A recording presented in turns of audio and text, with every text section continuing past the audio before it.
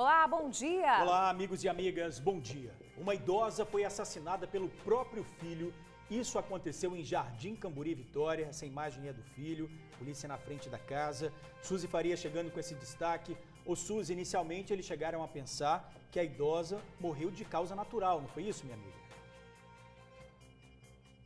Sim, inicialmente, George, boa tarde a você e a Bruna, aos amigos do TN. Inicialmente, a família, quando soube da morte da mulher, pensou até que ela poderia ter sofrido um infarto, já que era cardiopata, como falou para mim uma amiga da família. Eles acharam que teria sido uma morte natural, mas bastou que a polícia chegasse no local, avaliasse ali todo o contexto para descobrir que não era bem assim. E ao continuar a investigação, acabaram descobrindo que, na verdade, o filho de 65 anos de idade tinha sido o autor da morte, inclusive porque ele, que vivia com a mulher há 30 anos, não estava na casa. Detalhes daqui a pouco, meu amigo. Eu trago mais informações. Suzy, você também tem informações sobre um cinegrafista, um crime que aconteceu. Como é que foi esse detalhe?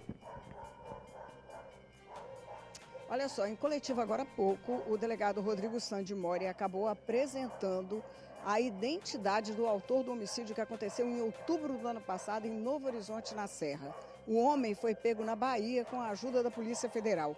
Ele matou de forma muito cruel e fria o cinegrafista. E, George, sabe qual teria sido o motivo?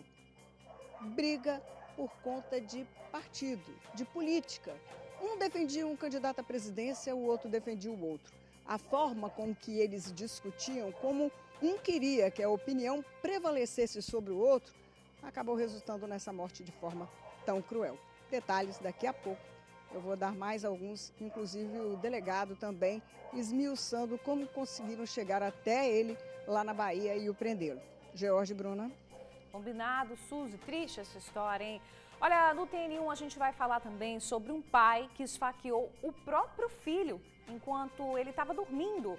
Vamos falar ao vivo com a repórter Vanusa Santana sobre esse caso. A gente está vendo que a Vanusa conversou com o acusado. O acusado tem 83 anos, né, Vanusa? Bom dia para você. 83 anos, viu, Bruna? Ele é de São Paulo, veio para aqui com esse filho que ele acabou ferindo. Muito bom dia para vocês do estúdio, bom dia ao pessoal de casa que nos acompanha.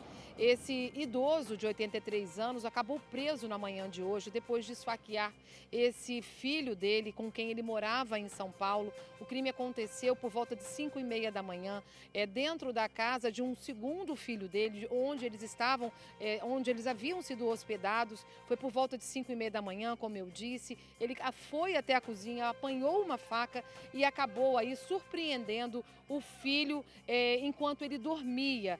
Por sorte ali, é claro, desse rapaz, o irmão mais velho, que dormia num quarto ao lado, acabou ali se aproximando e conseguiu tirar o pai de cima do irmão, que ele já estava, né, quase que desfalecendo, porque o pai repetidamente golpeava o filho com uma faca, inclusive enferrujada, que ele havia apanhado na cozinha dessa residência. Ele acabou preso em flagrante, levado para a Delegacia Regional de Cariacica, e esse rapaz, que é um pintor automotivo, filho dele mais novo, foi hospitalizado. Ele encontra-se nesse momento sendo atendido no Hospital Estadual de Urgência e Emergência. Ele foi ferido no pescoço e nas costas. O estado de saúde dele ainda a gente não tem conhecimento, porque a família ainda está se atentando sobre realmente o que está acontecendo. Mas a gente vai voltar ao longo da programação, né, justamente ao longo do jornal, para poder trazer mais informações. Bruna Maria George. Vanusa, rapidamente você vai trazer também um outro destaque importantíssimo aqui no TN1. Finalmente foi preso o homem que matou a própria esposa no último sábado aí na Serra. Ele já tinha se apresentado à delegacia 2 vezes, não ficou preso. Agora foi preso, né, Vanusa? Exatamente. Reinaldo Teixeira da Silva, de 40 anos, acabou se apresentando ontem na Delegacia Regional da Serra, depois de saber que havia aí sido expedido um mandado de prisão pelo crime de homicídio, feminicídio aí, contra a mulher dele. A técnica de enfermagem Maria de Fátima Pereira Análio da Silva foi assassinada a facadas por ele no último sábado. O crime aconteceu dentro da casa da família, no bairro Felrosa. Daqui a pouquinho eu vou voltar também para trazer mais detalhes sobre essa prisão, porque à tarde também a Polícia Civil vai dar uma coletiva de imprensa. Bruna George. Valeu, Vanusa, obrigado. E olha, teve acidente no viaduto de Carapina, recém-inaugurado na Serra, tá? Um carro voou de lá de cima e caiu dentro de um campo de futebol society que também é novo e foi construído junto com as obras, gente. O motorista teria batido em outro veículo, perdeu o controle e despencou. O condutor é um professor de educação física de 28 anos, ele passa bem. Felizmente, na hora do acidente, o campo estava vazio. Um milagre, porque geralmente ali está sempre movimentado. Eu passo ali sempre. Quem passa pelo local está preocupado com a segurança. Daqui a pouquinho, mais detalhes sobre esse acidente. Nossa, realmente muito grave. A gente vai ver também uma imagem impressionante de um acidente que aconteceu em Fundão. Olha só, gente, uma câmera de segurança flagrou o exato momento em que esse caminhão despencou de uma ponte na BR-101. O motorista foi identificado como Gilberto Alves de Souza, ele tinha 30 anos e ficou preso dentro da cabine submersa no rio Timbuí. Infelizmente, esse motorista não resistiu, a gente está vendo aí a foto dele. O Gilberto, gente, ele trabalhava no setor de hortifruti de um supermercado em Viana. Ele foi pela manhã até o município de São Mateus, no norte do estado, para descarregar mercadorias e esse acidente acabou acontecendo na volta da viagem, quando ele estava voltando para Viana. O Corpo de Bombeiros atuou no resgate do corpo. A imagem impressionante e há aí a suspeita de que, infelizmente, o Gilberto tivesse cochilado ao volante, porque a polícia não identificou marcas de frenagem antes ali na pista do acidente, o que indica que ele nem tentou se proteger, nem tentou frear. Realmente pode ter cochilado, pode ter dormido aí, o que pode ter provocado esse acidente tão triste. Tristeza, gente. Muito. Olha, vamos falar do projeto Vem Pro Centro? Vamos. É um projeto para movimentar o comércio e tem muitas outras ações.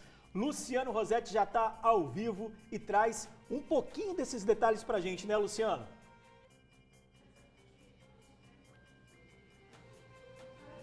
Pois é, meu amigo, comércio, cultura, culinária, turismo, tem de tudo aqui no centro. A gente tem feito várias reportagens aqui no TN mostrando as potencialidades do centro de Vitória, que não pode morrer, tá vivinho da Silva. Esse projeto tem nome aqui, ó, vou mostrar para vocês agora aqui ao vivo no TN, nessa chamadinha. Vem Pro Centro. Esse é o novo projeto que já está em andamento aqui na TV, no jornal, na internet, em todas as plataformas da Tribuna. E você é o nosso convidado, vem pro Centro. A gente está aqui num evento que está rolando aqui no centro de Vitória, um evento que está divulgando esse novo projeto da nossa rede. Vem pro Centro. Daqui a pouquinho eu volto com todos os detalhes. Muito bom. O centro de Vitória é gostoso demais, né? Nostalgia, Bom né? demais, Lu. Valeu, obrigada. Daqui a pouquinho a gente volta a conversar. E sabe quem vai estar pelo centro também? Nossos caçadores de destino, gente, mas com um convidado especial. Lá no centro de Vitória, uma visão de fora sobre a nossa capital. Ó, que lindo, o Estevão aí pelo mundo vai mostrar detalhes que a gente muitas vezes acaba nem percebendo no dia a dia, né? A gente passa pelo centro todo dia, passa aí pelas nossas cidades todos os dias e é lindo demais. A visão de fora traz aí uma perspectiva bacana também pra gente. Nosso olhar fica acostumado, né? Exatamente. E não consegue enxergar essas diferenças. Muito bacana, gente. Nossos caçadores estão na área, então daqui a pouquinho a gente vai ver os detalhes. Agora, 11 horas e 49 minutos. Não sai daí não, que o TN1 já está voltando com isso e muito mais.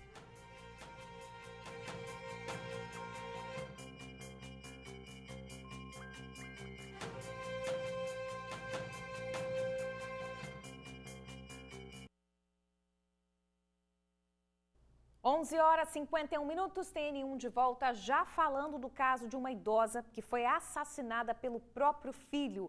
Esse crime aconteceu em Jardim Camburi, aqui na capital, gente. Olha a imagem do filho aí, gente. A Suzy Faria acompanhou essa ocorrência, traz detalhes pra gente. Ô Suzy, o filho morava junto com a idosa, você tem essa informação? Sim, Jorge, ele morava há cerca de 30 anos, desde que ele se separou da família, passou a viver com a mãe ali em Jardim Camburi. É de longa data, né? Só que parece que ele estava tendo problemas de depressão e de acordo com o que eu levantei no local, ele vinha sofrendo muito com isso. A mãe, já idosa, tinha problemas cardíacos, também estava com problemas oftalmológicos, era uma pessoa extremamente reservada, ficava sempre mais dentro de casa. Quando saía, de acordo com as pessoas com quem eu conversei, ia à feira e dali ela voltava para casa. Era tranquila, simpática, era uma pessoa que se dava bem com muitos vizinhos ali.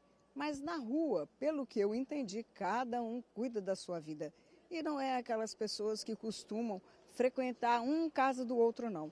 Portanto, todas as pessoas ali viam a dona Ana Geraldo Bonicenha de uma forma bastante reservada. O filho dela também era uma pessoa que ficava muito tranquila ali com a mãe, se tratando, enfim. Por isso, o que aconteceu causou estranheza e surpresa em muitas pessoas. Eles só se deram conta de que algo tinha acontecido de errado quando viram, além da ambulância do SAMU, uma viatura da Polícia Civil e também da Polícia Militar. Isso foi que despertou a atenção ali de todas as pessoas que estavam na rua. Só a partir desse momento é que eles descobriram o que tinha acontecido. Quando uma filha de criação chegou, que também ajudava a cuidar da dona Ana Geraldo, e que encontrou a casa um pouco fora do normal, ela viu, por exemplo, café pela varanda, também pelo quintal espalhado. Ela viu a chave na porta da casa. Ela viu também que o cadeado não estava no portão, que fazia uma facilidade para entrar. Tudo que não era muito comum. Assim que ela entrou, procurou, chamou pela dona Ana, ela não respondeu, foi até o quarto e encontrou. Metade do corpo dela estava debaixo da cama. Todo mundo achou nesse primeiro momento que a dona Ana poderia ter sofrido um ataque cardíaco, já que ela era portadora dessa deficiência, dessa doença.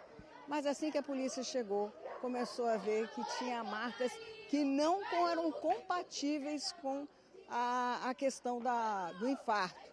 E aí, meu amigo, não deu outra. Acabaram descobrindo que o filho que morava com ela há tanto tempo não estava na casa. A desconfiança veio da polícia, acostumada a relatar situações como essa, e se descobriu que, na verdade, ele tinha matado a mãe. Ele foi preso horas depois na Serra, estava numa pousada e acabou confessando o crime. Já está preso e já foi encaminhado ao presídio. George Bruna. Nossa, chocante demais. Você imagina para os vizinhos ali, quem convivia, né, com o filho, com essa idosa. Quer dizer, ele estava com um problema de saúde, mas teve consciência do que fez, conseguiu fugir, né? Estava hospedado ali num hotel, numa pousada, até que foi encontrado pela polícia. Triste demais, Muito chocante tristes. demais, um crime em família, quer dizer, o filho que mata a própria mãe, uma covardia.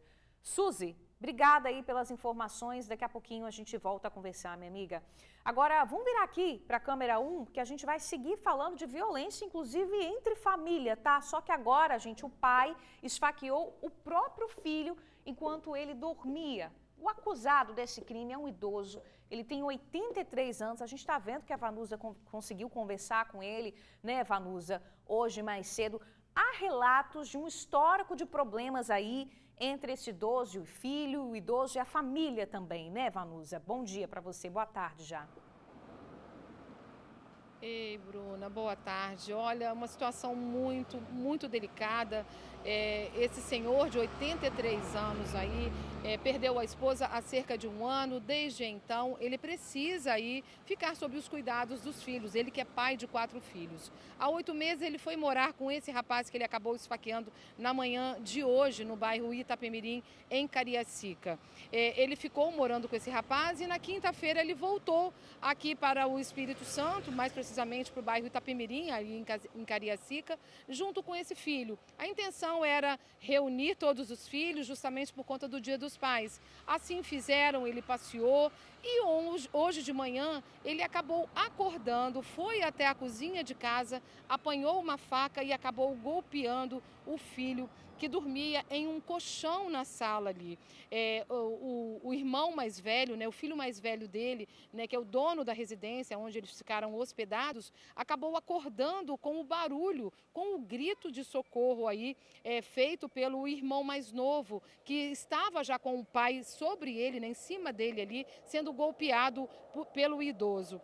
Por sorte, esse homem acabou conseguindo ir até a sala e conseguiu tirar o idoso, que é grande realmente, apesar de ser idoso, ele, segundo a família, ele tem muita força, e conseguiu colocar ele para o lado de fora. Esse idoso, identificado como seu José, acabou preso pela Polícia Militar e levado para a Delegacia Regional de Cariacica. Já o filho dele, que foi golpeado diversas vezes aí, ele ficou com ferimentos, principalmente na região do pescoço e das costas, que ele dormia. Olha isso, ele foi na verdade, golpeado pelas costas, porque ele estava de bruço, dormindo ali, né?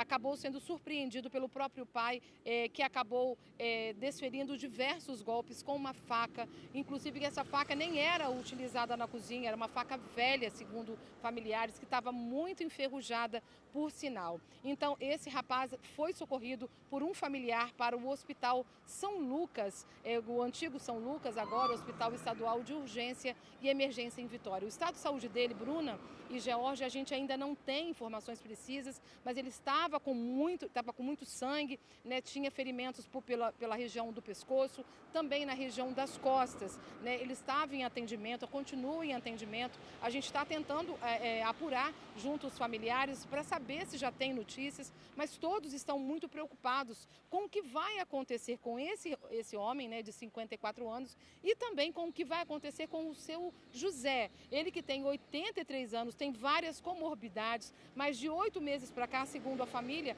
ele estava tendo um comportamento muito estranho, não aceitava ali que a família, que os filhos principalmente, passassem a cuidar dele, já que ele tem várias comorbidades, como diabetes, né, e pressão alta. Então, devido a isso, ele precisava, né, de que os filhos dessem uma atenção, e isso ele não aceitava. Então, aconteceu essa atrocidade na manhã de hoje, aí os filhos não sabem o que vão fazer. Mas daqui a pouquinho a gente vai voltar para contar melhor essa história para vocês de casa.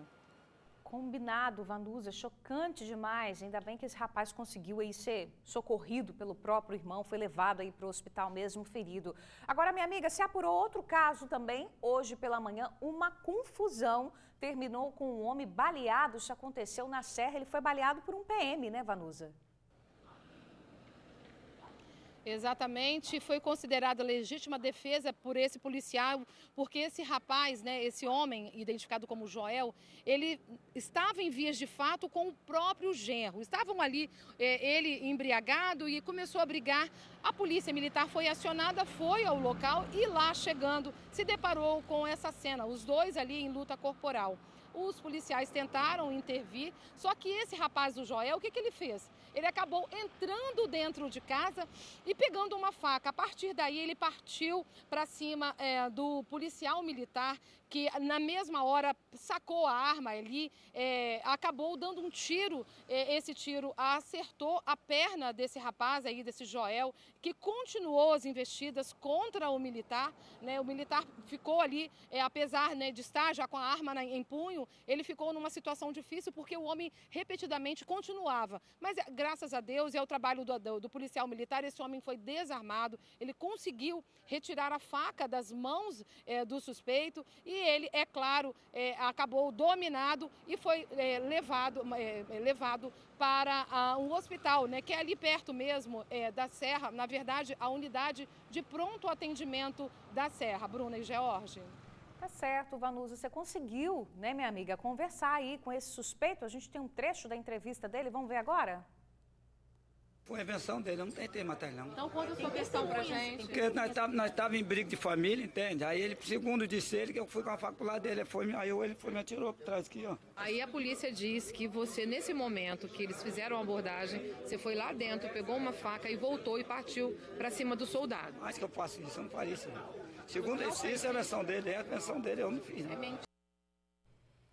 Bom, deu a justificativa dele, não convenceu a polícia, acabou preso. Daqui a pouquinho a gente volta a conversar, Vanusa, sobre esses assuntos, esses destaques aí. Valeu, minha amiga, até mais. Gente, olha só que loucura. Ontem à noite, um carro voou do viaduto de Carapina e caiu num campo de futebol que também é novo. Foi construído ali do lado do viaduto, Bruna. Tudo novinho, um susto danado. Olha essa imagem que impressionante. Gente, felizmente, esse motorista, por incrível que pareça, é um professor de 28 anos. Ele escapou sem nenhum ferimento grave, ficou ali com ferimentos leves, né, algumas escoriações, mas no local ali no campo, ninguém foi atingido, não tinha ninguém jogando ali naquele momento. Vamos acompanhar. Esse é o estado que ficou o carro logo após o acidente. A maior parte da lataria e do para-brisa do sedã foram destruídos com o impacto da queda. Quem estava no local se assustou com a situação. Ai, mano, no Campo Novo aqui, ó, o cara rodou, bateu naquele ali. Minutos antes, alguns jogadores disputavam uma partida no campo que foi inaugurado há menos de um mês. Segundo testemunhas, na noite dessa quarta-feira, um motorista de 28 anos bateu em um carro que estava logo à frente no momento em que ele fazia uma curva. Esse motorista rodou na pista e caiu no campo de futebol que fica logo abaixo. O Honda Civic caiu de uma altura de quase 6 metros. De acordo com familiares do motorista, ele estava voltando do trabalho para casa quando tudo ocorreu. Esse homem teve ferimentos na costela e foi levado ao hospital consciente. Já o outro carro envolvido na batida teve prejuízos no para-choque, mas o motorista não se machucou. Já pela manhã, os destroços do carro, os cacos de vidro e a interdição no alambrado denunciam toda a fatalidade que ocorreu por aqui. Quem passa por essa região ficou assustado. Ia ser uma tragédia, porque eles não botam uma proteção lateral aqui, ó, botaram só no meio. Isso aqui tudo bem, mas aqui no meio ó, tem que botar uma proteção. Porque senão a pessoa está aqui, vem de bicicleta, cai pro lado de cá, é atropelado, ó, não tem nenhuma proteção.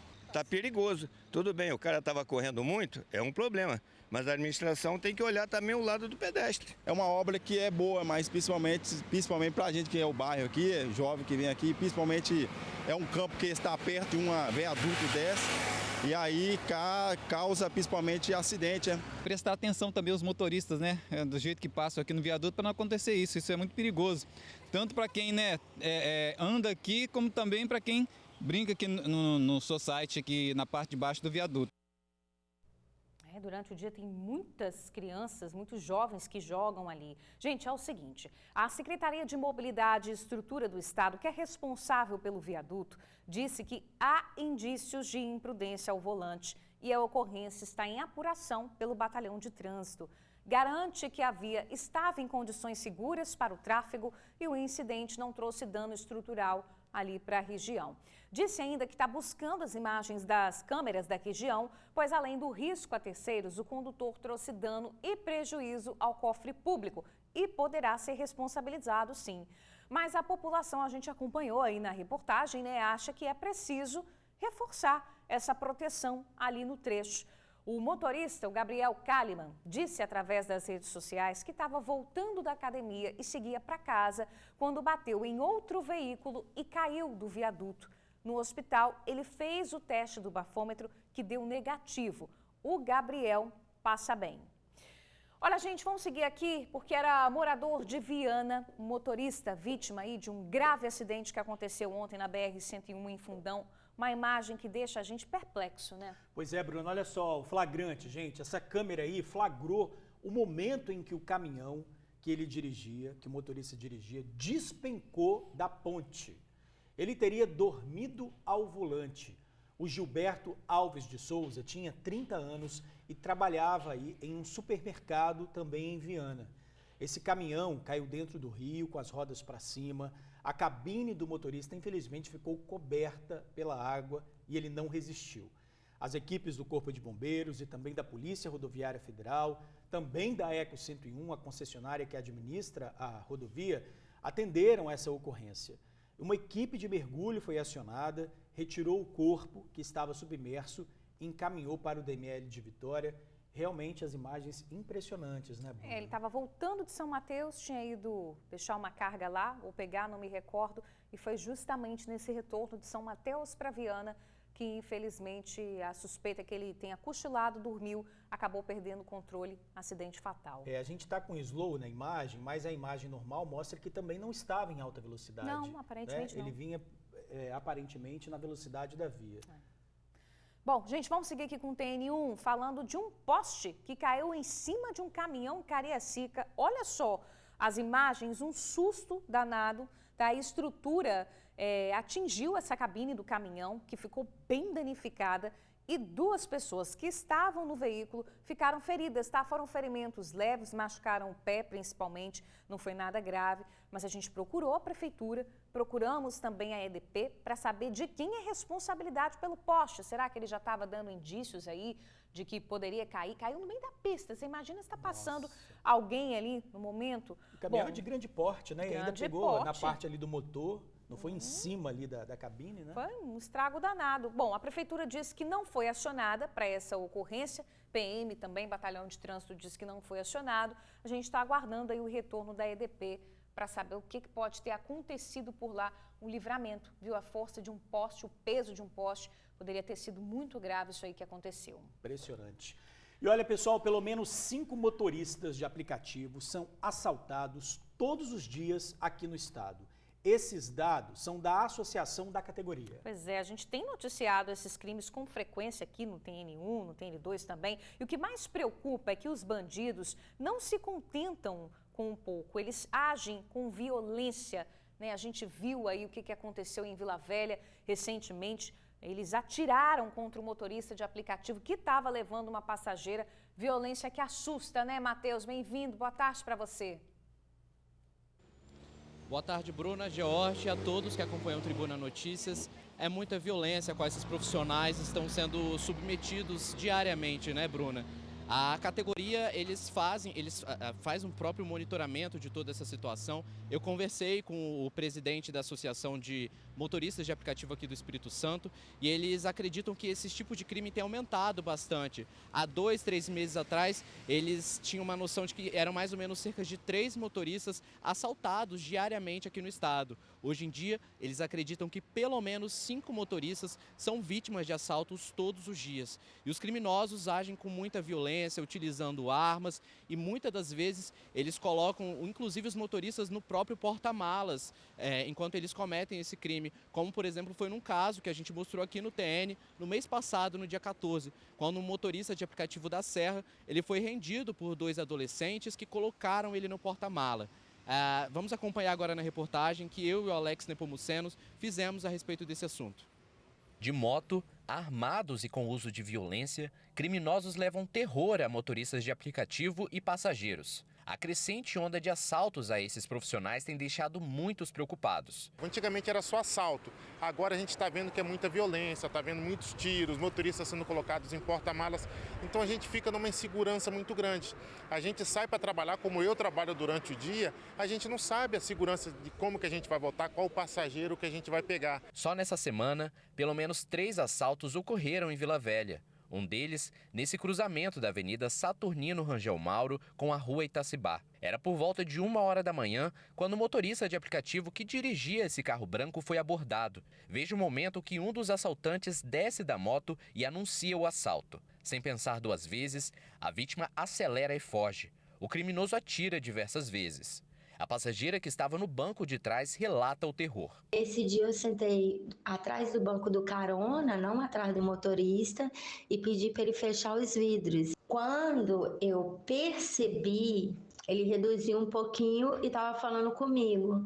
Quando nós dois olhamos para a janela, o cara estava gritando, perdeu, perdeu. Eu me joguei no assoalho do carro, o motorista abaixou a cabeça e acelerou. E foram mais de 2 tiros no carro. Eu creio que se ele não fosse tão ágil e assim, guiado por Deus, nós não estaríamos aqui. Apesar de ser uma profissão nova, desde que surgiu, os motoristas de aplicativo são visados pela criminalidade. Consequência disso, a Secretaria de Segurança Pública já tem um recorte envolvendo os assaltos contra esse tipo de trabalhador. Para se ter uma ideia, de janeiro a julho desse ano, 217 foram assaltados. Já em todo o ano passado, 443 foram vítimas de assaltantes. E a categoria tem um recorte próprio. Segundo a Associação de Motoristas de Aplicativos do Espírito Santo, pelo menos 5 trabalhadores são assaltados todos os dias. Gedaias é especialista em segurança no trânsito. Ele considera que, por estar em um veículo, os motoristas de aplicativo já possuem uma chance de fuga em relação aos criminosos. No entanto, a atenção e a reação são essenciais. Por exemplo, um sinal fechado. A pessoa, antes de observar o que está à sua volta, a primeira coisa que faz é pegar o celular para poder ver se a mensagem. E nessa situação que o bandido age, ele age na sua surpresa. O bandido, quando vê que você o viu, ele não te assalta. Ele acha que você já está sabendo que ele vai te roubar. Você tem que observar. Se tiver alguém suspeito, ou se é tarde da noite, não tem movimento no trânsito, existem motocicletas próximo de você, é preferível você passar aquele semáforo com atenção, desde que não tenha ninguém trafegando, e evadir-se do local, porque se você parar, fatalmente será assaltado. Luiz Fernando conta que a categoria busca se proteger através dos grupos de WhatsApp, mas para ele, as empresas de aplicativo precisam reforçar suas políticas de segurança. O ponto principal hoje é que os aplicativos colocam bandidos dentro do nosso carro, porque não há vistoria nenhuma, conhecimento nenhum do passageiro, não se pede documentos. Então, assim, qualquer pessoa hoje pode entrar no aplicativo. A gente sabe que para a polícia, para as forças policiais, é difícil monitorar o motorista porque nossos carros não são identificados, a grande maioria não é. Então, o que a gente sempre pede? É blitz de segurança, que parem nas blitz, não verifiquem só documentos, que isso já é um padrão, mas verifique se o motorista está bem, se o passageiro está bem, que abra o porta-mala para saber se há algum problema, se alguém é mantido como refém.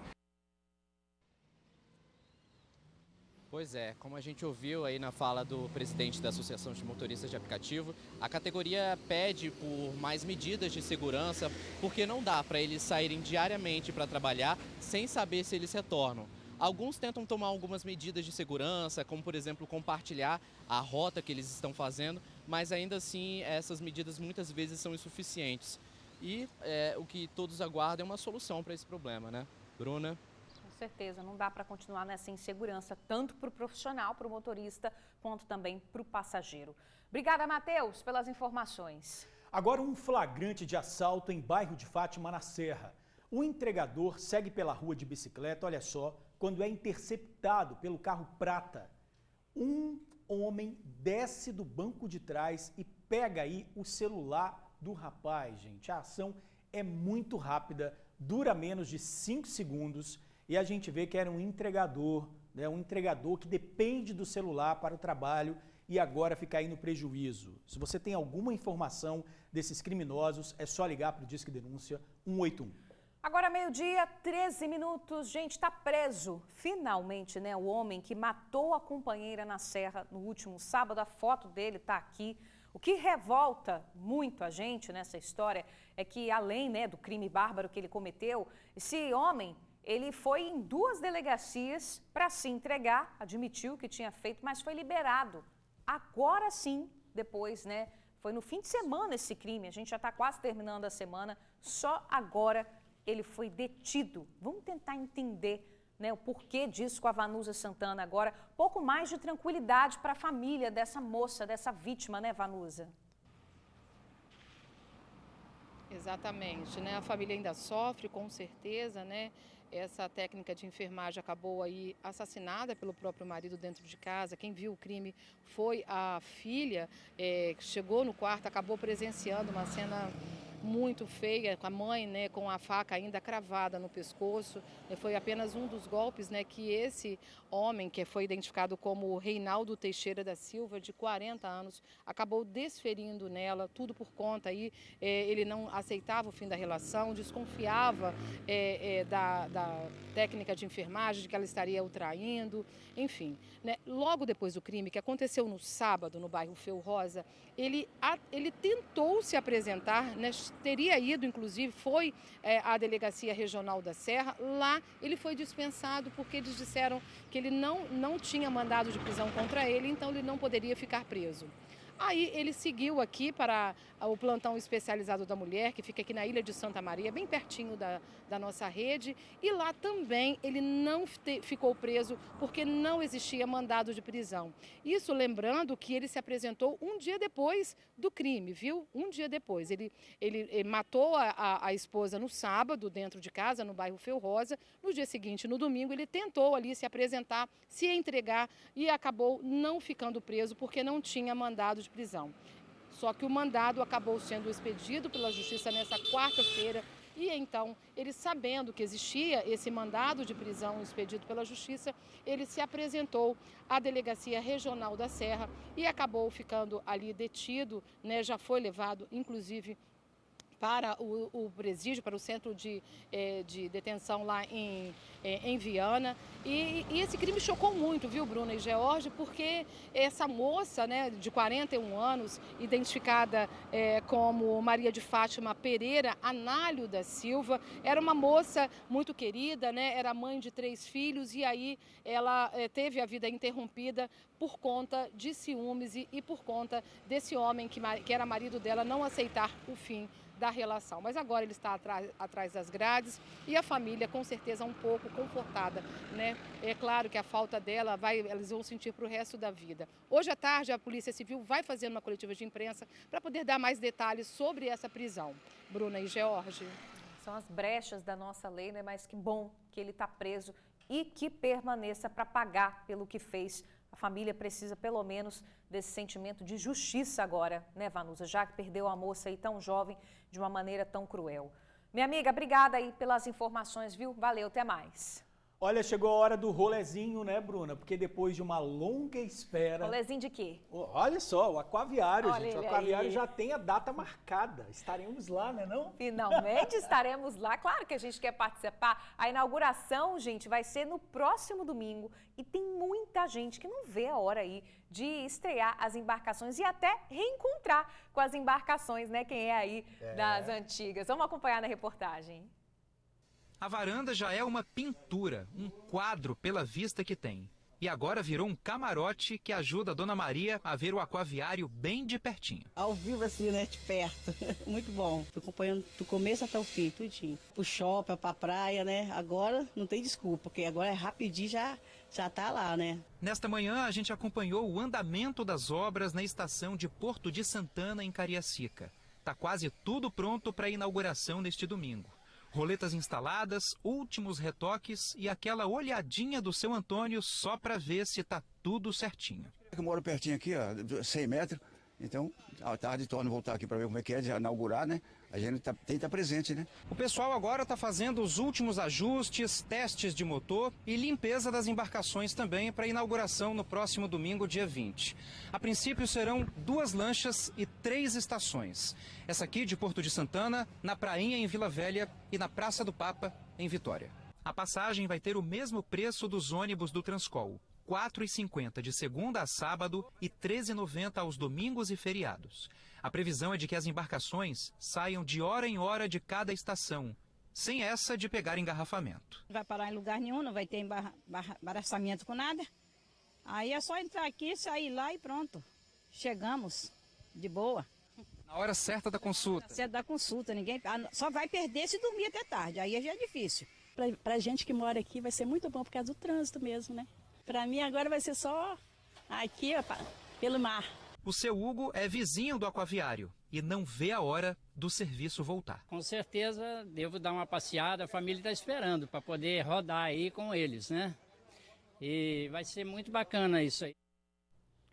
Muito bom, né? Não pegar trânsito, como a nossa amiga disse aí. Bom, gente, a inauguração então está marcada para o próximo domingo, dia 20, às 8 da manhã, na estação de Porto de Santana. E como a gente acompanhou aí na reportagem, a passagem vai ter o mesmo preço do ônibus do Transcol, viu? R$ 4,50 de segunda a sábado e R$ 3,90 aos domingos e feriados também. Olha, a polícia prendeu o suspeito de matar o cinegrafista Leonardo Vieira, de 34 anos. Esse crime foi em novembro do ano passado e o motivo do assassinato foi uma briga por causa de política. Vamos chamar a Suzy Faria, que traz informações pra gente. Ô Suzy, um crime aí motivado por essa polarização, né não, minha amiga?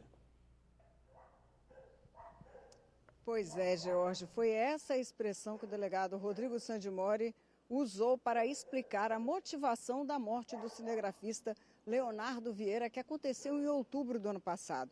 O crime foi, de uma certa forma, bem frio, viu? A frieza do assassino. Ele estava bebendo na distribuidora desde as 9 horas da manhã, chegou a ver a vítima vindo ali na distribuidora, que ele passava eventualmente, foi em casa, pegou a arma e logo depois viu uma oportunidade e cometeu o crime, atirando contra a vítima, primeiro pelas costas, tiro que atingiu a nuca. Assim que a vítima caiu no chão, disparou mais outras 2 vezes, tiros que atingiram o rosto. Depois o assassino, o Ellison, saiu dali tranquilamente, como se nada tivesse acontecido. E essa motivação é que deixa todos nós surpresos, né? Divergências políticas, divergências de opinião que resultaram na morte desse cinegrafista. Eles discutiam sempre política, um defendendo cada presidente, né? Cada candidato, melhor dizendo, cada candidato à presidência, e parece que o cinegrafista tinha um jeito muito peculiar de discutir. Alterava a voz, tentava impor a opinião dele para as outras pessoas. E isso não agradou o assassino. As investigações, né, o delegado explica que as investigações resultaram nesse motivo porque ele ouviu várias pessoas. E em todos os depoimentos e declarações, o único motivo que aparecia era esse. Inclusive, ele explica até melhor para a gente na coletiva que ele deu hoje pela manhã. Vamos ouvir aí o que fala o delegado Rodrigo Sandimori. O suspeito do crime e a vítima tiveram uma discussão no bairro Novo Horizonte por desavenças políticas. Porém, nesse dia, nada de mais grave aconteceu. No entanto, no dia 28 de outubro, 2 dias antes das eleições, ao visualizar que a vítima chegava na distribuidora, o Alisson foi até a sua residência, buscou uma arma de fogo e retornou para a distribuidora com a finalidade específica de executar a vítima em razão da discussão que eles tiveram poucos dias antes do crime. Segundo depoimentos nos autos, a vítima tinha um jeito peculiar de discutir. Ela falava um pouco alto e não aceitava opiniões contrárias, fato que fez com que ela entrasse num embate, numa discussão com o suspeito do crime, poucos dias antes, próximo à distribuidora, ali no bairro Novo Horizonte. Pois é, e depois dessa discussão que aconteceu alguns dias antes, 2 dias antes da eleição, eles voltam a se encontrar, mas dessa vez não há discussão, há apenas um crime. O assassino, o Ellison, ele silencia, na verdade, a vítima ao atingi-lo por 3 vezes. Fugiu para a Bahia, onde ele morava, onde também ele já cometeu crimes, que era tráfico de drogas e roubo. E lá, com a ajuda da Polícia Federal, que já tinha aí a comunicação da delegacia daqui, conseguem localizá-lo e prendê-lo no último dia 12, Dia dos Pais. Ele está detido lá na Bahia e vai ser transferido aqui para o Espírito Santo, onde deve ser autuado, né, já está autuado em crime de homicídio por motivo fútil, sem possibilidade de defesa da vítima, e onde deve responder judicialmente pelo crime que cometeu. Uma questão aí que a gente fica até surpresa de saber, que pode levar a uma violência tão grande, a divergência de opinião política. É com vocês aí no estúdio. É a polarização, né? Como se você matasse alguém e você silenciasse a opinião contrária. Muito pelo contrário isso acontece. Quando falta argumento, entra barbárie. Não é isso, Suzy? Obrigado aí pelas suas informações.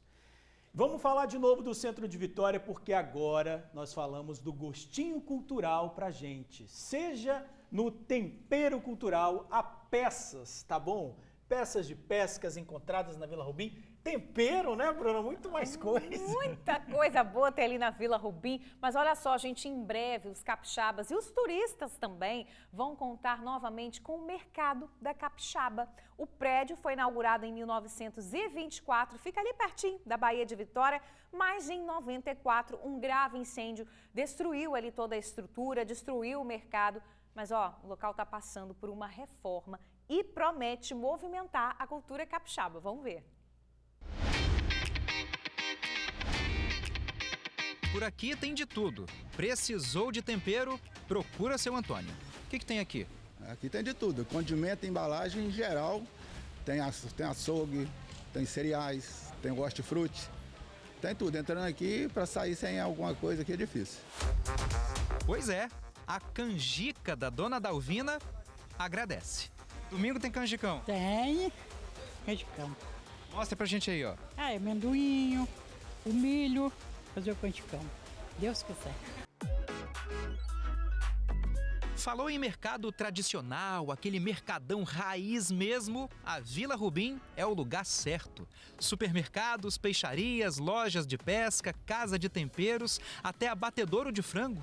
Difícil é não encontrar alguma coisa aqui. Tem de tudo, inclusive eu ia comprar milho, né, que eu achei mais em conta aqui. E por falar em tradição, lembra dele? O mercado capixaba está voltando. Mas para que essa volta seja em grande estilo, tem muito, mas muito trabalho para fazer.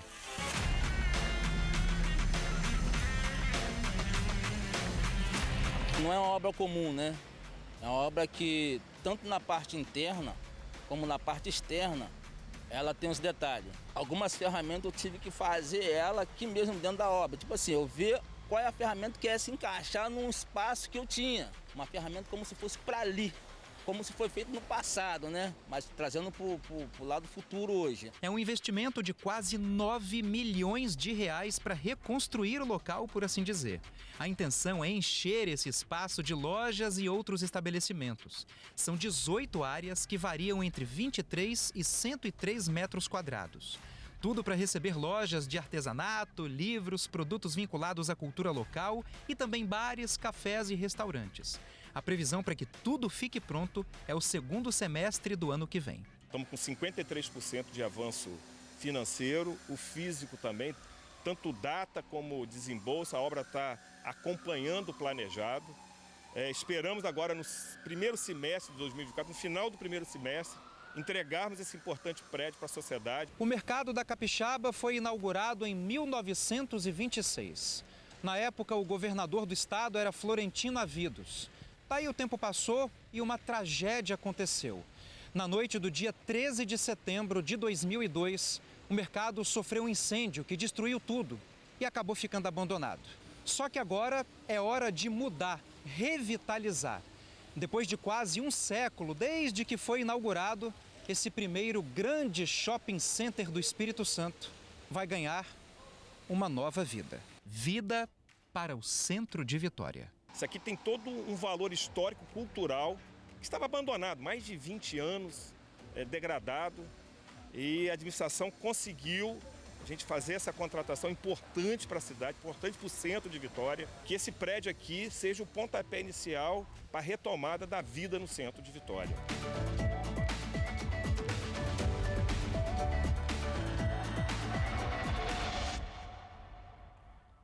Massa demais! E hoje, gente, teve lançamento já oficial do projeto Vem Pro Centro. A ideia é fortalecer a economia que movimenta o coração da nossa capital. Vamos para lá, então, conversar com Luciano Rossetti. E aí, meu amigo, movimento por aí?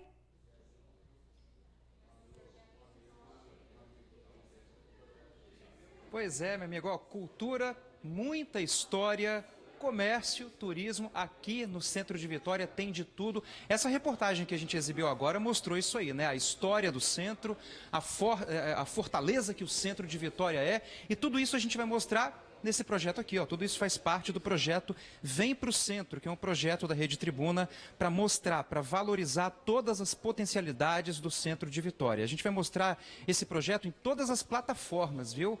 Rádio, TV, jornal, tudo para você ficar ligadinho em tudo que rola aqui no centro de Vitória. Hoje foi o lançamento desse projeto maravilhoso que a Rede Tribuna está encabeçando. A gente preparou um vídeo para mostrar para você, muito legal, sobre o lançamento do projeto. Bora ver. Bem-vindos ao coração da nossa história. O novo projeto da Rede Tribuna te convida a criar memórias e reviver o passado que está mais pulsante do que nunca. Vem pro centro! O berço da cultura capixaba não parou no tempo. A arte e tradição se misturam à movimentação do forte comércio de rua. Tem música para curtir depois do trabalho, nos fins de semana, cafés charmosos para prosear com os amigos, gastronomia para todos os gostos e bolsos, teatros. Aqui a cidade não para. Ah, vem pro centro. Venha se divertir, venha para um mergulho cultural na arquitetura dos casarios, das primeiras capelinhas do Espírito Santo, da imponente catedral. Uma visita guiada para conhecer de pertinho o Palácio Anchieta. Uma história que vamos escrever juntos no jornal impresso e digital, no online, na televisão e nas rádios. Vem com a gente fazer parte desse projeto. Vem pro centro.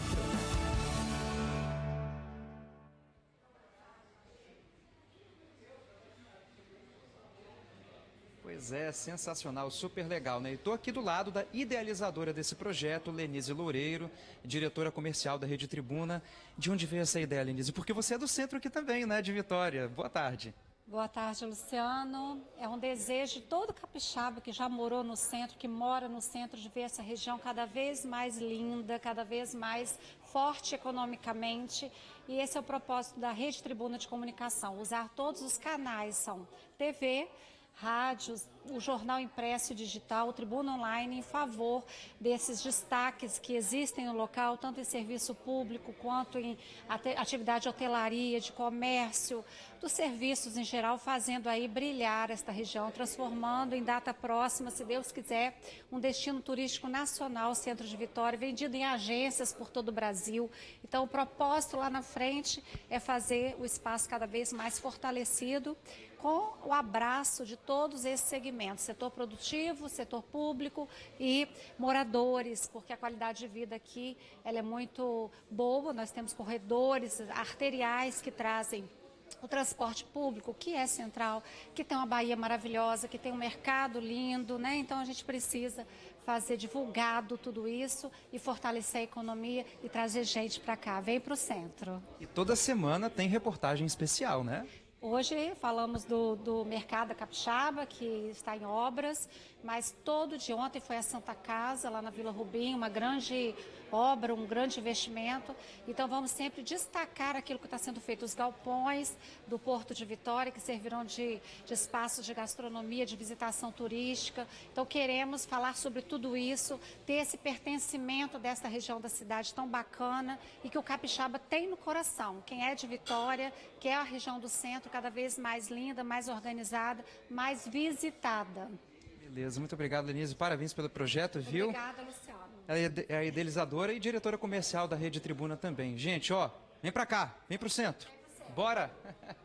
Bora pro centro, que o centro é lindo demais, bacana. Projeto, a gente vai acompanhar com certeza aí a série de reportagens especiais. Valeu, Luciano, valeu, Lenise, obrigada aí pelas informações. Olha, voltamos a falar do caso da idosa assassinada pelo filho. Veja agora novos detalhes dessa história que aconteceu em Jardim Camburi, na capital. Ana Geraldo Bonicenha, de 84 anos, foi encontrada por volta das 4h30 da tarde, dentro de casa, que fica em Jardim Camburi, em Vitória. Ela vivia nessa residência com um filho de 65 anos. Segundo os vizinhos, era uma pessoa tranquila e reservada. Quando a cuidadora chegou até aqui, encontrou a dona Ana, de 84 anos, dentro do próprio quarto. Ela tinha parte do corpo dela debaixo da cama. E a cuidadora também estranhou que, quando ela chegou, a chave da casa estava do lado de fora da porta e o portão aqui não estava trancado. Inicialmente, quando a família soube do que se passou, acreditou que dona Ana tinha morrido de um infarto. É que ela tinha problemas cardíacos. Só que os socorristas acabaram afastando essa possibilidade. É que dona Ana tinha marcas de esganadura no pescoço. O filho que morava com ela aqui e que tinha depressão não estava na casa. A polícia, então, começou a procurar por ele e acabou encontrando numa pousada lá em Carapina, na Serra. E quando os policiais chegaram até ele, ele acabou confessando que tinha matado a própria mãe. O filho, Wagner Bonicenha, foi levado para a Delegacia de Homicídios e Proteção à Pessoa, autuado e encaminhado ao presídio. O corpo de dona Ana Geraldo foi liberado ontem mesmo. O velório e o enterro será realizado no cemitério Jardim da Paz, na Serra. Na rua, os vizinhos ainda estão surpresos com o que aconteceu. preferem não falar sobre o caso. Comentam apenas que tanto o filho quanto a vítima viviam uma vida tranquila. Olha, a Polícia Civil vai passar mais detalhes desse caso numa coletiva hoje à tarde. Gente, mais de 11.400 crianças, veja só que número alto, não foram registradas pelos pais entre 2020 e 2023, até julho desse ano. Bem, a Defensoria Pública está incentivando o reconhecimento voluntário dessa paternidade. Vamos lá fora conversar com o Matheus. Reconhecimento que a gente sabe que não falta, não é só no papel, né, Matheus? É com você. Pois é, Bruna, exatamente. O reconhecimento não é só no papel, esse ato, esse gesto, ele é muito mais do que simplesmente uma questão jurídica. Para você ter uma ideia, o objetivo aqui dessa ação, na qual a Defensoria Pública do Espírito Santo está participando, é uma ação nacional e a Defensoria Pública também está fazendo parte. Essa ação ela vai ocorrer nas unidades da Defensoria Pública de toda a Grande Vitória, amanhã e no sábado. E para falar comigo um pouquinho a respeito dessa situação, eu estou aqui com o defensor público Vitor Ramalho, ele que também é coordenador de atendimento na Grande Vitória. Boa tarde, Vitor. Eu queria que você falasse um pouquinho sobre a importância desse incentivo ao registro de paternidade. Isso é muito mais do que uma questão só burocrática, né, Vitor? Sim. Boa tarde a quem nos assiste. Essa questão do registro, do reconhecimento de paternidade, é uma questão que vai muito além da questão jurídica, né? Aqui na Defensoria Pública, a gente tem essa visão de promover a redução de desigualdade social, promover direitos, e essa ação é para você que tem interesse em reconhecer a paternidade do seu filho. Às vezes a gente acha que é uma questão muito complicada, burocrática, mas não é. Para você ter uma ideia, só nesse ano, 3.000 crianças aqui no Espírito Santo, 3.000 crianças nasceram e não têm o nome do pai no registro. No Brasil todo, são 500 crianças por dia que não têm o nome do pai no registro. Então, é muito importante que a gente faça esse reconhecimento de paternidade, que a Defensoria Pública tenha esse papel de incentivar essa situação. E o que o pai pode fazer nesse dia, nessa ação da Defensoria Pública? Amanhã, dia 18, de 8 às 17, você que tem interesse, você que queira fazer o reconhecimento de paternidade, ou você que tenha dúvidas de como fazer isso, você comparece a qualquer unidade da Defensoria Pública do Espírito Santo em todo o estado, de 8 às 17, que você vai ter um atendimento especializado sobre esse assunto. Um atendente vai atender, vai tirar as dúvidas, vai fazer os encaminhamentos, e no sábado também, na Grande Vitória, de 8 ao meio-dia. Então, amanhã, no dia 18, em todo o estado, de 8 às 17, e no sábado, de 8 a meio-dia. É muito importante a gente incentivar, porque o reconhecimento, por exemplo, se você for pai e tem essa vontade de reconhecer um filho, não é burocrático. Você comparece à Defensoria Pública, escreve um termo de declaração assinando que, de forma espontânea, ou seja, por vontade própria, você está reconhecendo essa criança, e esse termo já vai ter validade jurídica a partir do que você assinar na Defensoria Pública. Nem vai precisar entrar com um processo na Justiça, audiência, porque muitas pessoas imaginam que quando você vai lidar com as questões jurídicas, vai ter aquele processo judicial, audiência, tudo isso. Nesse caso, não. Se o reconhecimento for voluntário, ou seja, se o pai quiser chegar na Defensoria amanhã ou sábado de vontade própria e dizer, olha, eu quero reconhecer essa criança como meu filho, ele faz essa declaração na própria Defensoria Pública e vai ser resolvido. Outra possibilidade também será o pai e a mãe comparecerem amigavelmente para pedir o exame de DNA. Os dois podem chegar na Defensoria amanhã ou sábado, na Grande Vitória, e dizer para o defensor público, para o atendente, que querem fazer o DNA administrativo. O que é isso? É o DNA amigável. Então, nesse caso, a própria Defensoria Pública faz o exame de DNA, né, agenda, né, vai ser feito um agendamento para ser realizado o exame de DNA. É muito importante também para aquelas mães que têm uma situação de ter uma criança em casa, essa criança não tem o nome do pai no registro, né? E às vezes a mãe está numa situação difícil que não sabe o paradeiro do pai, ou então o pai se nega a fazer exame, ou então o pai, a mãe sabe quem é o pai, mas o pai diz que não é o pai. Então o que essa mãe pode fazer? Ela também pode comparecer nesse dia, nessa ação, e a gente, nesse caso, vai analisar caso a caso para entrar com uma ação de investigação de paternidade. Quando o pai se nega a fazer o DNA, essa ação de investigação de paternidade é um pouco mais demorada, porque tem que entrar na justiça. Mas, quando a pessoa comparece na Defensoria Pública com os documentos direitinho, a gente faz todo o possível para que esse procedimento seja o mais rápido possível. E com relação aos documentos que eu lembrei, é importante, quando você comparece com os documentos da criança, com seu CPF, o seu comprovante de renda, o seu comprovante de residência. Esses são os documentos mais importantes. E além desses, que são os obrigatórios, você pode também comparecer com outros documentos que você entenda que são importantes, né? A gente está aqui na Defensoria Pública, o nosso papel é resguardar, é guardar, é garantir os direitos das pessoas com necessidade. Então, as pessoas que recebem renda mensal até 3 salários mínimos, automaticamente já são reconhecidas pela Defensoria Pública como pessoas necessitadas. Então, a gente não vai fazer nenhuma análise a mais de documento, basta comprovar que recebe isso. Caso você, por acaso, receba mais que isso, mas esteja em uma situação de necessidade, às vezes tem uma criança em casa doente, que você tem que comprar o remédio, então o seu salário não está dando, você também pode comparecer que vai ser feita uma análise caso a caso. É importante também ressaltar, Matheus, que essa questão do reconhecimento de paternidade é provado cientificamente. Ou seja, as crianças que convivem sem a presença paterna, elas têm uma série de dificuldades psicológicas, emocionais. Então, isso a ciência comprova. Por isso que nós aqui na Defensoria Pública estamos incentivando que os pais compareçam, aqueles que querem comparecer voluntariamente, e aqueles que querem comparecer também com a mãe da criança, e também as mães das crianças que compareçam, caso saibam quem é o pai, e queiram colocar o nome do pai no registro desse filho, que é muito importante para a saúde emocional dela, para o resto da vida, e também para a saúde jurídica, porque com o nome você tem direito a bens, herança. Então é uma questão que envolve questões jurídicas e emocionais também.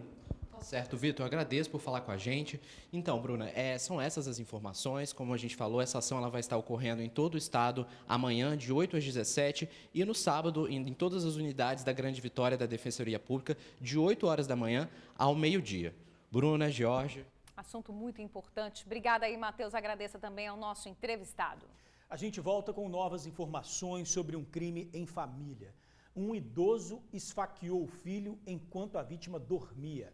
Parentes disseram que a relação do pai com os filhos era conturbada.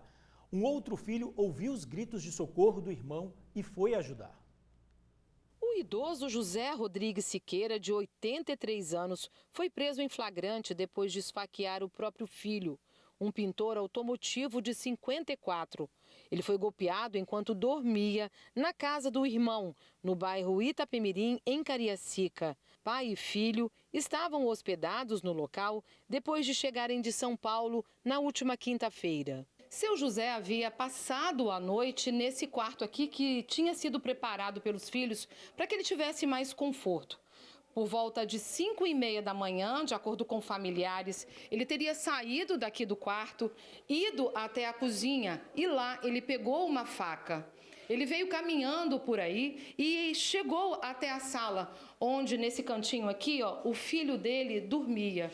Segundo familiares, seu José teria debruçado sobre o filho e passado a golpeá-lo. O irmão mais velho, que estava aqui nesse quarto, acabou acordando com os gritos de socorro do irmão. Ele saiu correndo, chegou a tempo de ainda ver seu José sobre o irmão dele golpeando-o. Ele conseguiu retirar o pai e colocá-lo para o lado de fora. Tá todo mundo dormindo. Aí, de repente, eu só chutei aquela guitarrada ali. Aí eu levantei, Naldo, o meu irmão me chamando. Aí eu levantei, meu pai estava esfaqueando ele, deitado, dormindo. Tá vendo? Aí eu agarrei o velho por trás, tentei tirar a faca dele, mas ele é forte. Levei ele para fora, sentei ele no canto ali, tentou levantar ele umas 3 vezes, escorei ele duro ali na porta ali fora e até a polícia chegar. O pintor automotivo acabou ferido nas costas e no pescoço. Ele foi socorrido por um sobrinho para o Hospital Estadual de Urgência e Emergência em Vitória. Já o idoso foi preso e levado para a Delegacia Regional de Cariacica. De acordo com a família, há cerca de 8 meses, o idoso morava em São Paulo com o filho, que ele acabou ferindo na manhã desta quinta-feira. Ele já teria demonstrado um comportamento estranho antes. Ele não aceita que ninguém fala nada, entendeu? Conversa com ele sobre os erros dele, ninguém fala. Ele já lá na casa do meu irmão, ele fica cuspindo pela casa fora. Meu irmão falou, tem um banheiro lá, entendeu? Você vai cuspir lá dentro do lavatório, dá descarga. Ele quer deixar a porta do banheiro aberta, fecha a porta do banheiro, entendeu? Aquela coisa toda. Então o meu irmão começou a conversar com ele aqui, ele ficou irado, porque eu acho que ele está apaixonado, que estava namorando em São Paulo lá, um velho de 82 anos, Meu irmão falou, vai trazer ele para cá e ficou irado com o meu irmão. Ainda sem entender os motivos que levaram o pai a cometer tamanha brutalidade, o mais velho de 4 irmãos torce para que o irmão se recupere. Ele não sabe ainda como será daqui para frente. É revoltante. Ele dali tem que ir para uma casa de repouso, para um psiquiatra e ficar para lá. Filho nenhum vai apoiar ele mais. Ele para cá, eu não vou aceitar ele mais. Tá vendo? Ele tem uma casa alugada em Colatina, mas a gente ele estava em família aqui, estava em família em São Paulo, vinha para cá ficar mais 2 meses para dar um descanso eles lá. Numa boa, eu falei, ó, se você não me ouvir aqui, a gente vai te colocar na casa de repouso aí, dos idosos aí. Só que vai o seu salário todo para lá e a gente tem que ter um pouco para poder você ficar lá. Aí ele falou assim, mas eu não quero casa de repouso. Eu falei, então só escutar. Mas ele é traíra, não estou falando, no modo que ele fez aqui. A Polícia Civil informou que o idoso foi autuado em flagrante por tentativa de homicídio qualificado. Ele foi encaminhado para o sistema prisional. E agora a Bruna Maria tem um recado pra gente. Foi você que pediu o carro? O Capixaba Cap trouxe para você. Tem um Corolla só no 4º prêmio do próximo domingo. Isso mesmo, no próximo domingo tem um Corolla GLI automático só no 4º prêmio. E ainda tem 5 mil do primeiro ao 3º prêmio. E no Giro da Sorte tem 10 smartphones Samsung. O sedã mais desejado do Brasil só no 4º prêmio do Capixaba Cap. Aponte o seu celular para esse QR Code aqui. Compre agora ou compre num ponto de revendas aí, pertinho de você. Lembre sempre de informar seu CPF e telefone quando for comprar seu título. É uma forma do Capixaba Cap te identificar mais rápido. Então presta atenção. Tem um Corolla GLI automático só no 4º prêmio do Capixaba Cap. Não perca tempo e garanta já o seu Capixaba Cap. Ao adquirir esse título, você pode contribuir com a Vitória Down. Capixaba Cap, custa pouco sonhar. Nossos caçadores estão chegando e hoje a gente tem um passeio especial pelo centro de Vitória. O centro tá bombando hoje, né? Bombando demais. Mas olha, hoje a gente vai ter uma visão de fora. O que é isso, hein? Muito bom, tá? É um outro olhar, né, de quem consegue ver o que a nossa visão muitas vezes já tá aí acostumada. Vamos acompanhar na reportagem? Caçadores de destinos. Oferecimento ArcelorMittal. Aços inteligentes para as pessoas e o planeta. Hotel Fazenda China Park. Lugar de gente feliz. Cindy Postos. Mais que combustíveis, os postos fazem parte da cidade. E Vê Comércio Espírito Santo, Sesc Senac.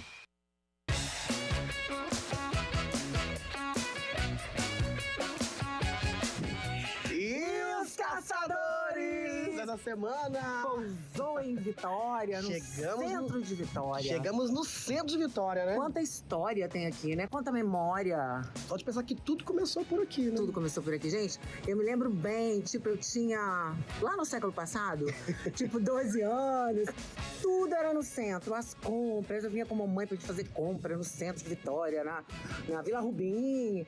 Roupa chique a gente comprava no Vila Rubim, tá? Sério? Aham. O centro aqui também, né? Que sempre foi muito movimentado. Nós passamos na Rua 7 ali agora, você estava me contando um pouquinho da história, Nossa, né? Muitas memórias no centro de Vitória, né? E a gente sabe que hoje a gente tá com o centro sendo movimentado, né? Com vida noturna, com bares bacanas, com a cultura.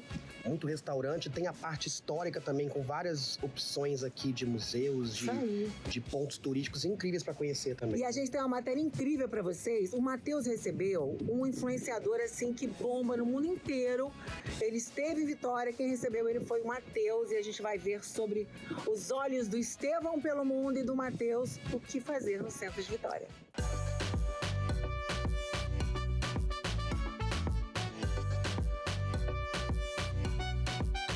Chegou mais uma dica de alimento pra vocês. A gente veio agora no Oca, um restaurante que o pessoal já tá até aqui brindando. Toda a experiência do restaurante é super gostosa. Desde o momento em que você entra, vai subindo as escadas. Dentro também eles têm várias obras de artes que eles vendem. Então você pode vir almoçar e levar pra casa uma obra de arte. E a apresentação dos pratos também é incrível. Esse casarão onde a gente almoçou, ele é super antigo. Reza a lenda que um alemão, dizem que foi logo após a Segunda Guerra, possivelmente um ex-nazista, veio pra cá, construiu essa casa que tem paredes bem grandes, bem bem robustas e hoje ela funciona como esse restaurante Oca. E assim que você sai do restaurante, você já sobe uma escadaria que tem mais de 300 anos. E essa escadaria leva a gente a essa igreja aqui, que é a Nossa Senhora do Rosário dos Pretos, que ela foi construída por escravos em 2 anos. Eles tinham apenas 2 anos para construir rapidamente essa igreja, senão eles perderiam o terreno, menino. E aqui mesmo foi feito também um cemitério para enterrar os pretos.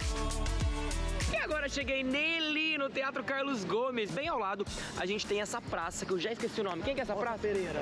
Costa Pereira. Costa Pereira foi um presidente de província. Tem essa praça aqui em homenagem a ele, e aqui a gente tem vários pontos de interesse que tu pode chegar saindo daqui. Antigamente, isso tudo aqui era mar, foi feito um grande aterro. E essa é uma coisa que a gente tem que entender sobre Vitória. Vitória, quando ela começou, a cidade, ela era muito alta e ela era pouco espaçosa. Ela é uma das menores capitais do Brasil em área. Então, para que eles pudessem ter mais espaço para construir, e como a população ia crescendo, eles foram aterrando as áreas. Essas treliças que a gente está vendo aqui nas sacadas, elas eram feitas para as damas poderem observar de dentro para fora e para que ninguém pudesse vê-las.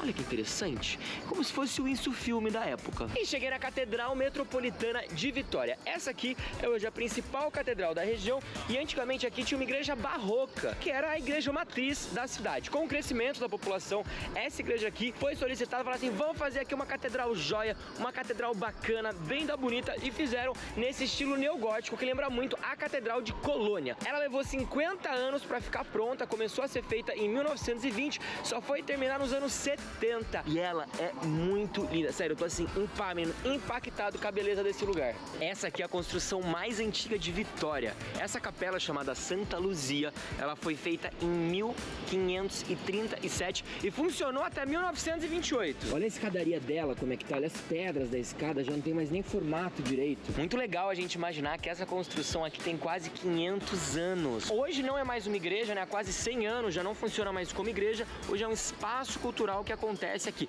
O centro de Vitória, eu tô gostando porque ele é riquíssimo. A gente tem essa aqui que era a antiga Ladeira do Pelourinho, mas ela não tem esse nome mais. Hoje ela é conhecida como Escadaria Maria Ortiz. Porque numa época em que houve uma invasão holandesa, Maria Ortiz, que morava por aqui, ela teve a ideia de ferver água e começar a jogar água fervendo na galera que estava chegando do Porto de Vitória, que fica bem aqui atrás. E isso fez com que o pessoal fosse embora. Em homenagem a ela, deram o nome de Maria Ortiz a essa escadaria, porque ela se revolucionou, todo mundo se movimentou e começou a jogar água fervendo na galera e a galera vazou. Agora eu entrei no Palácio Anchieta. Aqui, viajantes, é a sede do governo do estado. Ele foi construído em 1551 pelos jesuítas, que é muito bonito. Olha só essa salas, que coisa mais linda. Todo esse mobiliário, toda a história. Subi agora no Centro Cultural Sesc Glória. Muitos lugares aqui no Espírito Santo, principalmente em Vitória, tem o nome de Glória, como esse centro cultural. Isso porque havia uma embarcação há séculos atrás que protegia a cidade das invasões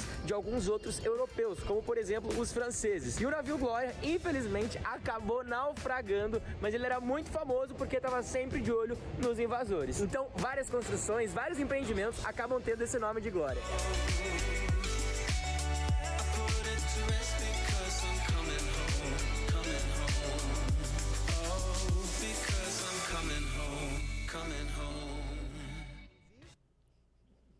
Olha só os nossos caras. Gente, vocês acompanharam ele tudo ali também? Como é que o Matheus acompanhou, né? Eu não, eu tava de folga. Isso fez parte de uma trip que ele fez no Espírito Santo, né? Porque ele rodou várias cidades e um dos cantinhos que nós mostramos pra ele foi o centro de Vitória. Né? Já pode se candidatar pra ficar junto, os três também, Mas que vai ser massa demais. Eu acho que vale a pena fazer um collage São qualquer dia. curiosidades que realmente a gente acaba não sabendo, né? É verdade. Ficou muito bacana. No dia a dia passa despercebido. Qual o cantinho do centro que você gosta mais, Lília? Você que conhece o Espírito Santo inteiro, hein? Gente, eu gosto muito daquela região ali que ele mostrou, inclusive, da escadaria, né, da igreja, porque eu estudei no Colégio Nacional. Muitos de nós estudou no centro. Você estudei também, no Maria né, Jorge? Ortiz. Pois é, e eu estudei no Colégio Nacional. Então, aquela região da pracinha ali, com aquela escadaria, era um lugar que estava todo dia, né? Pois é, e você, Matheus? Eu gosto muito das igrejas, principalmente da Igreja do Rosário, que tem uma lenda antiga da Igreja do Rosário com o convento, acho que é de São Francisco, né? E aí essa história dos caramurus e peroás me conquistou e eu gosto muito dessa ideia também. Tem muitas lendas gostosas ali no centro, tem muita história. Qualquer dia me lembra só comida. Não, qualquer dia eu vou resumir pra vocês uma história muito legal das igrejas. Tem muita igreja bacana, Muito, realmente muito. histórica ali no centro de Vem Vitória. pro centro, porque Vem tem pro restaurantes centro. bacanas, bares maravilhosos. Nossa, e à noite é uma delícia ali a Rua 7, Tem né? Tem um Sete, bar a da Vila Rosa, Zilda ali. Casa bom de demais. Bamba, tem muita coisa. Muito legal. Então tá, gente. E o próximo, hein? Semana que vem você já tem Onde registro? mesmo, Matheus? Colatina? É Colatina. Acho que é Gente, eu me Colatina. diverti tanto Nossa. com o Matheus em Colatina, eu quase pedi demissão do Caçadores. Olha! Não, vocês têm que acompanhar a matéria da semana que vem, porque Matheus estava demais. É Eu mesmo. gostei do Matheus no balão. Vocês viram que lindo, gente? lindo, Foi morrendo de incrível. medo. Corajosos. Foi incrível. Superaram. Eu Bom que filmei tudo, tá? Eu vi, a gente mostrou aqui na Vocês sexta-feira falaram passada. que tem que vir pra mim. Ah, você é. não A fez, parte não. do balão, gente, foi ela que fez sozinha, porque foi a primeira coisa dos caçadores. Vocês viram que eu sou radical, que eu não aguentei mesmo. Deu uma segurada, Mas né? é Você não, gosta, verdade. você não gosta nem de ver água fria, como é que você é radical? Então, Colatina na semana que vem. Tá muito Que já é divertido. quente. Já é que lá você vai entrar na Combinado. Lá área. eu sou bonito. Combinado, gente. Então, até semana que vem. Beijo pra vocês. E olha só, no próximo bloco já tem os gols da rodada. Não sai daí não que a gente vai ver. Gols da rodada pela Copa do Brasil, Flamengo e Grêmio. O Flamengo superou os problemas internos vividos nos últimos dias, venceu o Grêmio novamente. Arrascaeta de pênalti marcou o único gol da partida. O Flamengo se garantiu na final da Copa do Brasil pela segunda temporada consecutiva, para a alegria da Bruna e de todos os flamenguistas. Oh, maravilha. A gente já decidiu o nosso adversário também aí, né? O São Paulo e o Corinthians se enfrentaram. Aos 13 minutos do primeiro tempo, o Wellington Rato abriu o espaço e acerta um chutaço de canhota, mandando no ângulo direito para abrir o placar. 1-0 São Paulo. Aos 31, Lucas Moura se infiltrou ali completamente livre, testa firme, a bola bateu na trave, em Cássio, que acaba rolando para o gol. São Paulo 2, Corinthians 0. No final, vamos enfrentar o São Paulo. Cenas dos próximos capítulos. Beijo, gente. Tchau, tchau. Até amanhã.